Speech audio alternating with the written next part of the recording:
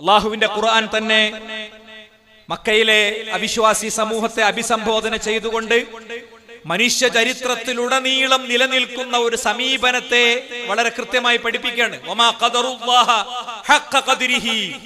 അവർ അള്ളാഹുവിനെ മനസ്സിലാക്കേണ്ട വിധം മനസ്സിലാക്കിയിട്ടില്ല. അള്ളാഹുവിനെ മനസ്സിലാക്കേണ്ട വിധം മനസ്സിലാക്കിയ ഒരു ജനതക്ക് ജാതി മത വ്യത്യാസമില്ലാതെ എല്ലാവർക്കും ഫീൽ ചെയ്യുന്ന ഒന്നുണ്ടാകും. നമ്മളെ സാധാരണഗതിയിൽ പറയുന്ന വാക്കാണ് അല്ലാഹു അക്ബറാണ്. ഇത്തരം വിഷയങ്ങളിൽ വ്യത്യസ്ത തട്ടിൽ നിൽക്കുന്ന മനുഷ്യരോട് ഞാൻ ചോദിക്കുകയാണ്, അല്ലാഹു അക്ബറാണ് നമുക്ക് ഫീൽ ചെയ്തിട്ടുണ്ടോ? അള്ളാഹിനെ കുറിച്ച് നമ്മുടെ അഭിപ്രായം എന്താ? അല്ലാഹു അക്ബർ, അല്ലാഹു വലിയവനാണ്, അല്ലാഹു സർവശക്തനാണ്, അല്ലാഹു സർവം കേൾക്കുന്നവനാണ്, അല്ലാഹു സർവം അറിയുന്നവനാണ്, അല്ലാഹു സർവ്വതിനും ഉത്തരം ചെയ്യുന്നവനാണ്.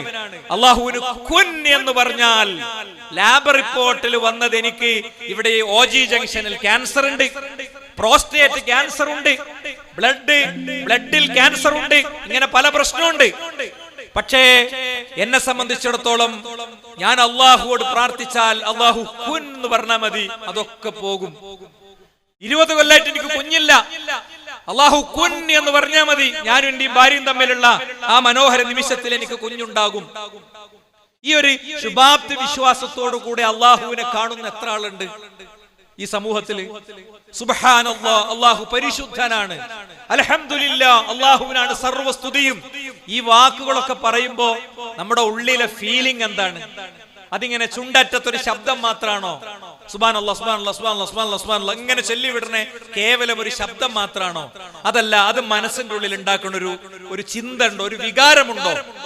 ആ ചിന്തയും വികാരം ഉണ്ടെങ്കിൽ സുഹൃത്തുക്കളെ, ഈ വിഷയം അപ്രസക്തമാണ്.